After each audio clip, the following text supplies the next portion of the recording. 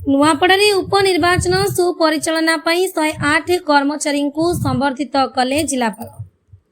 नुआपड़ा विधानसभा उपनिर्वाचन 2025 सफल परिचालना पई आज जिलापाल तथा जिला निर्वाचन अधिकारी मधुसूदन दास 108 जन कर्मचारी को मुख्यालय सम्मेलन कक्ष आयोजित एक कार्यक्रम में संबर्धित करिसेंती। ए अवसर में जिलापाल तांकर वार्तारे कहिसेंती जे प्रशासन अन्य नाम हेउछि गतिशीलता और संवेदनशीलता। कष्टसाध्य परिस्थिति सत्वे जिले में शांति श्रृंखला सह मुक्त अबाध और निरपेक्ष निर्वाचन सुनिश्चित करिबारे समस्त कर्मचारी निष्ठापर उद्यम दलगत मनोभाव दिनराति परिश्रम अत्यंत प्रशंसनीय थिला।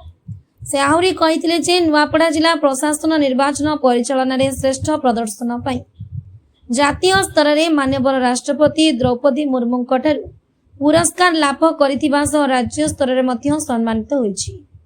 से जातीय श्रेष्ठ निर्वाचन परिचालना पुरस्कार को समस्त निर्वाचन कर्मचारी को उत्सर्ग करथिले। एही सम्मान नुआपड़ा जिला प्रशासन पेशादारिता सुदृढ़ समन्वय और गणतांत्रिक मूल्यबोध प्रति समर्पण को प्रतिफलित करिछि बोली से कहिथिले। एही कार्यक्रम में अतिरिक्त जिलापाल सुभाष चंद्र रईत, डेप्यूटी कलेक्टर शेख नसीम, निर्वाचन सह अन्य अधिकारी माने उपस्थित थिले। नुआपड़ा जिलारू ओम प्रकाश चौधरी रिपोर्ट जिला खबर।